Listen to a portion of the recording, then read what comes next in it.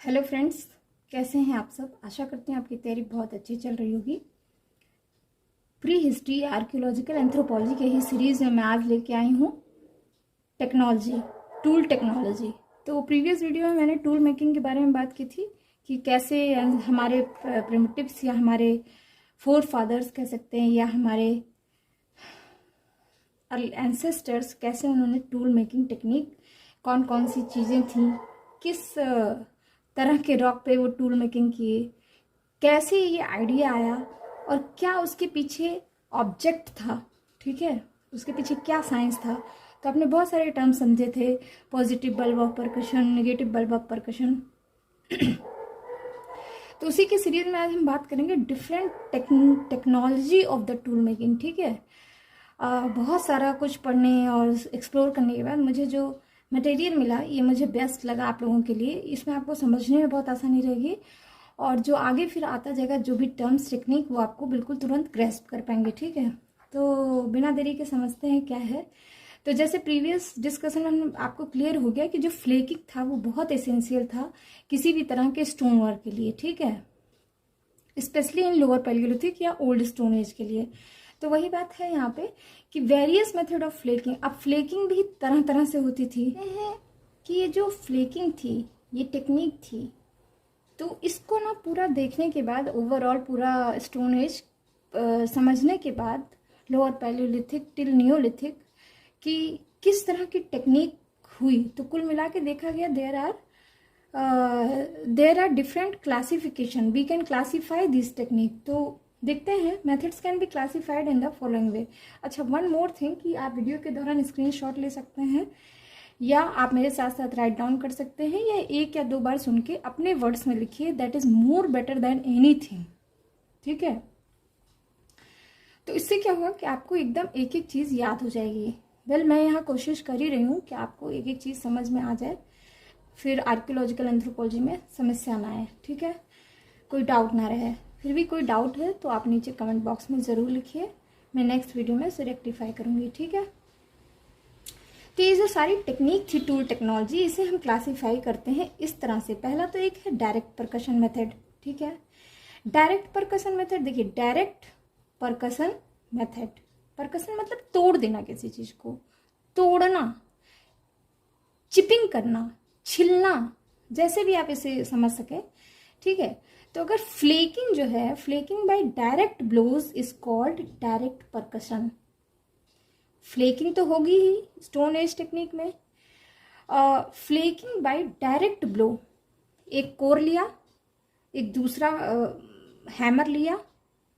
ठीक है, मतलब दूसरा भी कोर ही होगा बिकॉज दे डोंट नो कि हैमर क्या है, but it that core tool या that pebble tool used as hammer. तो उससे हम डायरेक्ट ब्लो किए।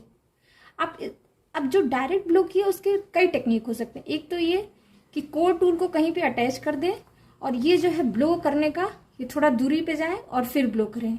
एक तो ये कि इसको अटैच कर दें और जो हमारा जो जिससे हैमर, जो पेबल टूल हमने जिससे हैमर बनाया उसको भी एक जगह से कहीं से अटैच कर दें और फिर अटैच करने के बाद इसको लेके आए एक पूरा पीछे तक और छोड़ दें। तो ये जब वापस जाएगा पेंडुलम की तरह तो इसको ये फ्लेकिंग करते हुए जाएगा। समझ में आ रही है बात? तो दिस इज कॉल्ड फ्लेकिंग। ठीक है, तो डायरेक्ट परकशन में क्या करते हैं, flaking by direct blows is called direct percussion. Right, it was the most common method of early stone age. It is purely block on block device. बोला ना मैंने कि एक ब्लॉक लिया, दूसरा ब्लॉक लिया, मार दिया, तो ब्लॉक ऑन ब्लॉक डिवाइस हुआ ना। Two different technique have been distinguished here. अब अगर पूरा देखा गया तो देखा गया कि पूरा स्टोन एज के दौरान इस टेक्निक में भी दो पार्ट हो सकते हैं या दो तरीके हो सकते हैं। वो थे unveil stone technique and stone hammer technique. देखिए, इसको आप लिखते चलिएगा साथ साथ, unveil stone technique, ANVIL, unveil stone technique and stone hammer technique. ठीक, अब अनविल स्टोन टेक्निक क्या होता है, देखिए ये जब टेक्नोलॉजी हुई ना तो some massive tools were produce by the hitting the core against the large fixed stone called anvil. मैंने बताया कि इस कोर को इस कोर टूल को आप फिक्स कर दीजिए, तो ये कहलाता है अनविल। ठीक है, तो इसमें क्या था कि कोर टूल को फिक्स कर दिया, तो वो जो फिक्स्ड स्टोन था उसको कह देते थे अनविल। तो this technique is called anvil stone technique. ठीक है, in the process of working the anvil stone is to be rested on a block और हेल्ड अगेंस्ट द नी। ठीक है, अब या तो उसे किसी लकड़ी, वुड या किसी ब्लॉक पे सेट कर देते थे, या तो क्या करते थे, दोनों नीज के बीच में, दोनों गांठों को, पैर के नी होते हैं ना, उसके गांठ के बीच में स्टोन को रखते थे और दूसरे हाथ से मार के तोड़ देते थे। समझ आई बात? मतलब हाथ में लिया हैमर, ठीक है, या दूसरा कोई बड़ा स्टोन, और उसको और दूसरा जो अनविल है उसको लिया अपने कोहनी, इसमें गांठ के बीच में पैर के, और उसको मारा और टूट गया। ठीक है, sometime it is held directly by hand. कई बार होता था कि हम अनविल को हम हाथ में भी लेकर बना देते थे। Each blow is delivered obliquely downwards from the striking platform.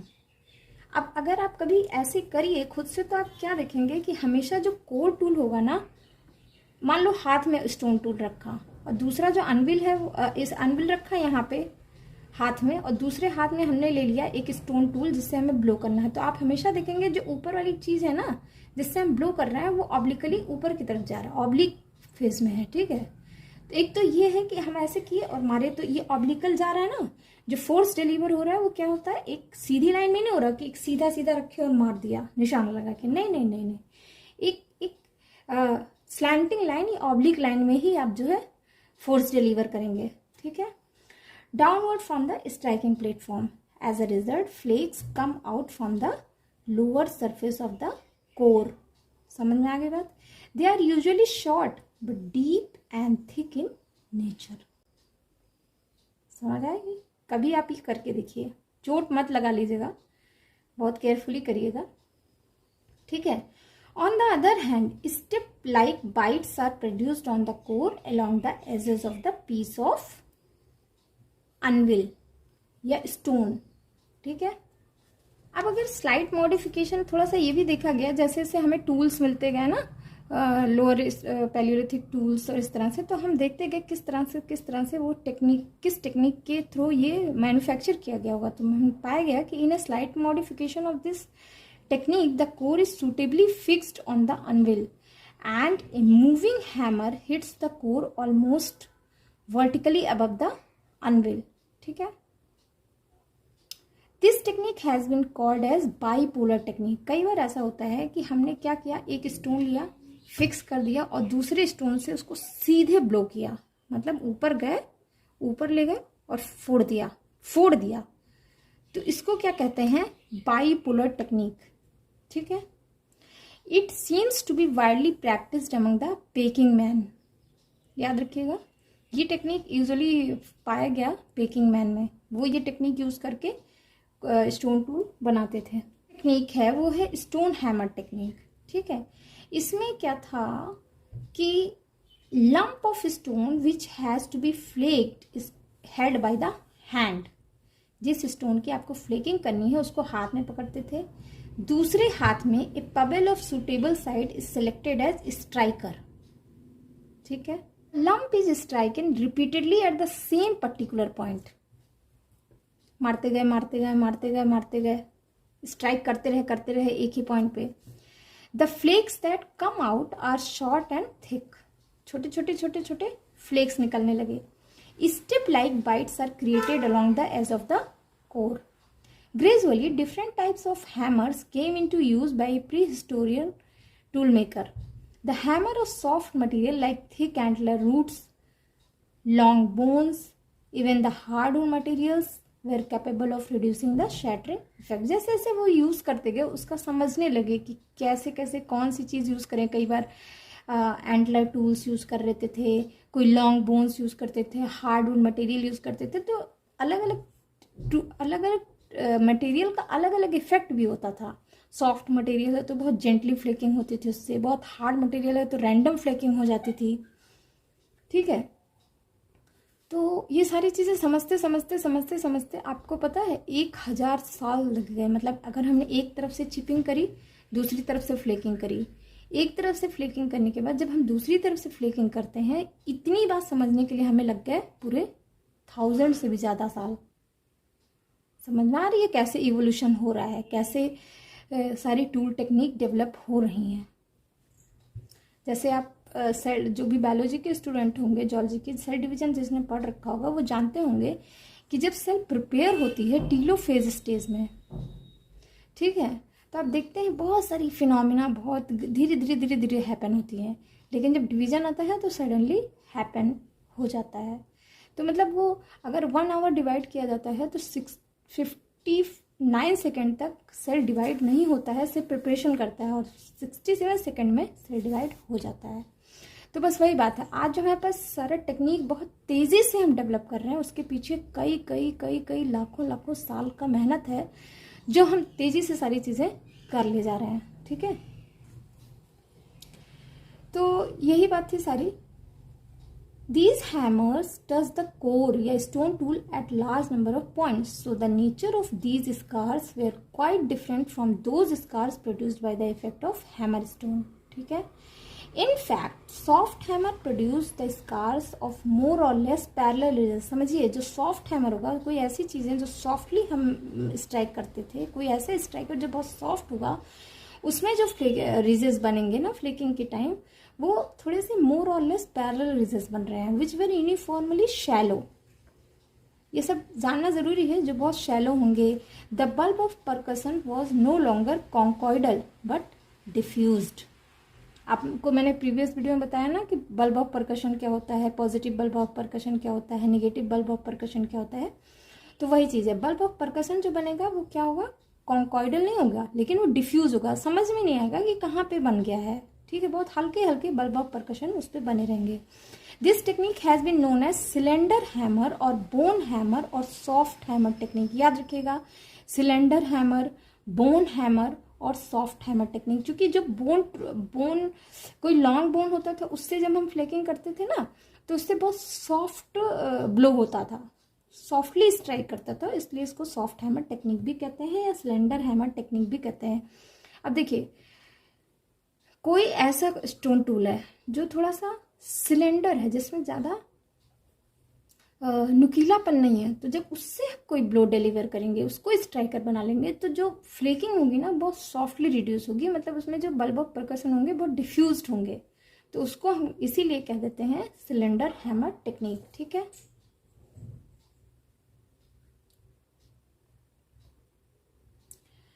अब एक थर्ड चीज आती है, यहाँ पे मैंने पॉइंट यहाँ पे डिस्कस हुआ ना सिलेंडर हैमर टेक्निक, तो सिलेंडर हैमर टेक्निक को थोड़ा सा और समझ लेते हैं।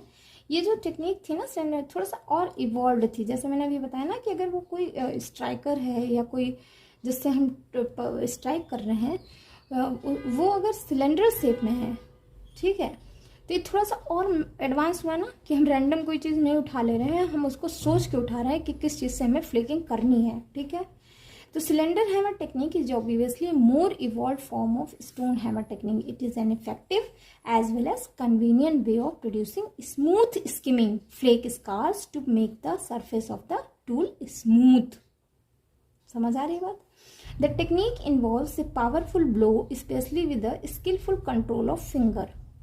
The flake scar with soft bulb of percussion can be produced only by cylinder hammer technique.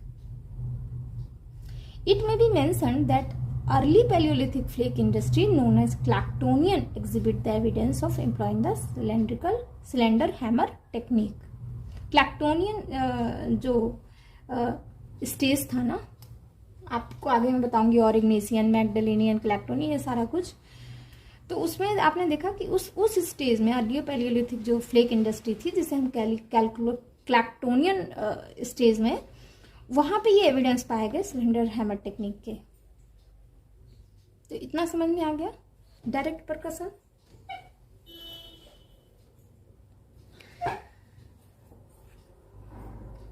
अब देखते हैं इनडायरेक्ट परकशन। ठीक है, this method shows an indirect flaking technique with the help of an intermediate tool. हमेशा इसमें क्या होगा, एक बीच में इंटरमीडिएट टूल भी होगा। जैसे चलिए पहले पढ़ लेते हैं फिर समझाते हैं आपको। This intermediate tool is somewhat like a modern chisel. जैसे आप कभी जाइए जो पत्थर तोड़ते हैं, ये पत्थर के तराशते हैं, मूर्तियां बनाते हैं, तो आप देखते हैं एक उनके पास छीनी नाम का एक वो होता है पत्थर, या लोहे का बना हुआ या मजबूत किसी चीज का, या कई बार पत्थर का भी बना हुआ। वो छीनी क्या करते हैं, वो जिसको तराशना होता है ना उस पर ऐसे रख देते हैं और फिर यहां से ब्लो करते हैं। ठीक है, मतलब हमारा जिसे तोड़ना है वो नीचे है, बीच में हमने वो छीनी रख दी और यहाँ से हैमर से हम चिक चिक चिक चिक चिक चिक चिक चिक। आप देखिए जो मूर्तियां बनाते हैं पत्थर की तराशते हैं, वो बीच में एक छोटी, अच्छा एक और चीज इंपॉर्टेंट है, आप देखेंगे और नोटिस करेंगे तो छीनी का शेप साइज बदलता रहेगा। जहाँ पे हमको छोटी छोटी छोटी छोटी चीजें फ्लेकिंग करनी है वहां पे छोटी छीनी होगी, जहाँ बड़ा ब्लो करके निकालना वहां बड़ी छीनी होगी। ठीक है, तो आप जाइएगा जो पत्थर तराशते हैं या मूर्तियां तराशते हैं, देखिए वो किस तरह से फ्लेकिंग करते हैं, फ्लेकिंग कर कर करके वो चीजें तराश के निकालते हैं। ठीक है, तो इनडायरेक्ट परकशन वही है, इसमें एक इंटरमीडिएट टूल यूज करते हैं, जैसे मैंने बताया छीनी, जिसे मॉडर्न सिजल कहते हैं। ठीक है, which is placed on particular point from where a flake is suppose to be detached. The technique requires more and more control of skilful finger in comparison to direct percussion method. ठीक है, the lump of rock which is used here is fairly larger than that of usual core। ठीक है, तो आप usually देखेंगे जो rock होगा जिसे हम फ्लेकिंग कर रहे हैं वो हमेशा इसमें क्या होगा, बड़ा होगा, और एक छोटा सा चिजल होगा या जैसे हम छीनी बोलते हैं उसको रख देंगे और फिर ब्लो करेंगे किसी भी हैमर से, स्टोन हैमर, बोन हैमर, जिससे भी करना है करेंगे। ठीक है, it is held on the left knee या thigh of the tool maker. The tip of the punch या chisel like tool is placed on the chosen point of the core. The blow is given on the butt end of the punch by means of hammer। ठीक है, आप देखेंगे कि जो छीनी होगी ना वो एक तरफ बट होगी, मतलब एक तरफ मोटा, मतलब एक तरफ आप देखिए, आप एक बार जाके देखिएगा छीनी होती कैसे, एक तरफ बिल्कुल शार्प एज होगा, एक तरफ बिल्कुल मोटा बट एंड होगा। तो बट एंड वाले फेज पे हमें जो हैमर होगा उसको वो करते जाएंगे करते जाएंगे करते जाएंगे, और इस तरह से वो फ्लेकिंग करते जाएंगे। ठीक है, तो blow is given on the butt end of the punch by means of hammer. The flake comes out easily. Experiment have shown that stone hammers, those were employed in the making of these tools, differed in size and weight. Large primary flake could be produced by the use of a hammer stone weighing about 3 points, but for subsequent dressing, hammer stone weighing about 2 or 3 ounce yielded better result। तो ये wait की बात हो गई, जो भी hammer stone होगा ना उसका भी वेट वेरी करेगा। अगर हम ज़्यादा वेट से मार रहे हैं तो फ्लेकिंग ज़्यादा तेज, वेट भी, तो हम जिस ब्लो से, जो हैमर है सिर्फ छीनी का ही साइज वेरी नहीं कर रहा है, हैमर का भी साइज वेरी कर रहा है। ठीक है, तो ये हो गया। Large primary flake can be produce by the hammer stone weighing this. Therefore it is clear that prehistoric man must had kept a series of hammer. उनके पास बहुत सारे हैमर होते थे with variable weight in the industry for better production of tools. Sometimes the cores use to be prepare before flaking. ठीक है, कई बार ऐसा होता था कि कोर को पहले हम प्रिपेयर कर लेते थे, किस कोर से हमें फ्लिप करके क्या चीज़ बनानी है। ठीक है, अब उसके बाद क्या करते थे, कैलकुलेटेड ब्लो, थोड़ा तेजी से मार रहे हैं, थोड़ा कम मार रहे हैं, थोड़ा मजबूती से फ्लिप कर रहे हैं, ब्लो कर रहे हैं, स्ट्राइक कर रहे हैं। ठीक है, calculated blows along its periphery produced large number of flakes similar in size and shape. This prepared core technique is considered marvelous as it involves various planning। ठीक है, अच्छा, Levalloisian flakes are invariably detached from a prepared core।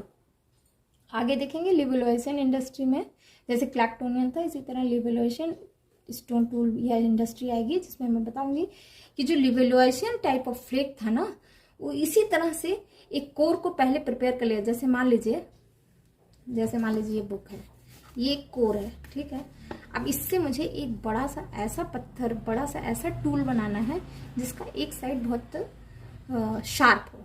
तो हम क्या करेंगे, पहले यहाँ से शार्प किया, यहाँ से शार्प किया, यहाँ से शार्प किया, फ्लेकिंग करते जाएंगे और उसका एक पॉइंट बहुत शार्प बना लेंगे।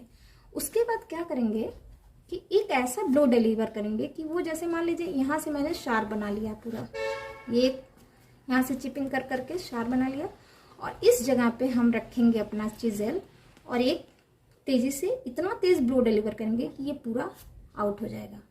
तो ये हमारे पास एक क्या जो आउट हुआ वो क्या बन के निकला है, एक फ्लेक टूल। ठीक है, तो पहले कोर को प्रिपेयर किया, उसके बाद एक टूल निकाल लिया, तो जो टूल बन के निकला उसको हम कहते हैं फ्लेक टूल। तो लिवोल्यूशन जो फ्लेक है वो इसी तरह से बनाई जाती है प्रिपेयर्ड कोर में। Since a punch has been used in producing these flakes, the technique is often referred as punching technique. हम पंच किया ना बाद में। It can also be called fluting technique because at the end of the process, a fluted core is left out. However, plenty of uniformly thin parallel-sided flakes are obtained in rapid succession.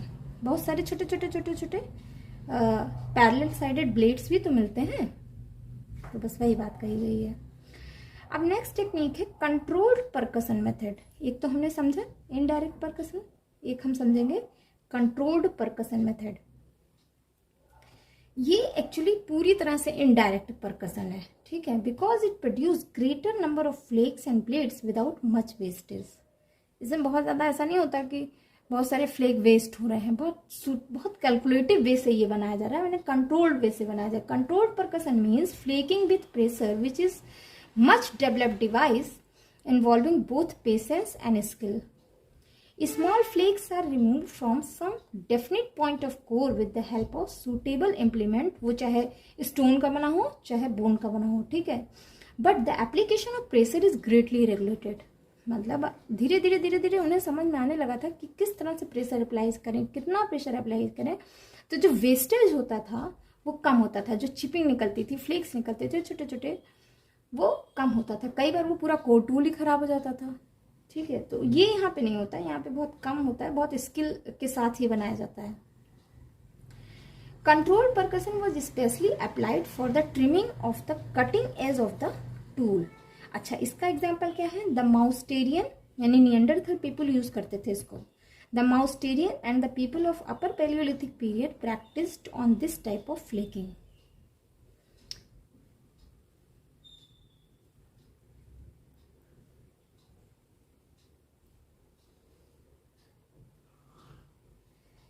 Many finer stone tools of Neolithic period such as arrowhead, flint dagger, flint knife, etc. show pressure flaking on their edge.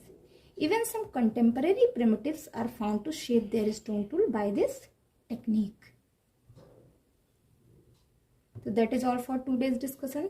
Thanks for listening. Bye bye. And please subscribe this channel so that I will be motivated to post more and more videos. मैं classes में करा देती हूँ, मैं इसमें YouTube में नहीं डाल पा रही हूँ, तो प्लीज़ सब्सक्राइब, जिससे मैं भी समझूँ कि आप लोग ये ध्यान दे रहे हैं, आप क्लासेस सुन रहे हैं, समझ रहे हैं, और मैं मोटिवेटेड रहूँ ज़्यादा से ज़्यादा चीज़ें समझाने के लिए, आपको वीडियो पोस्ट करने के लिए। Thanks for listening, bye bye, all the best. मैं जल्दी लेकर आती हूँ आपके लिए इसके आगे की चीज़ें, ठीक है।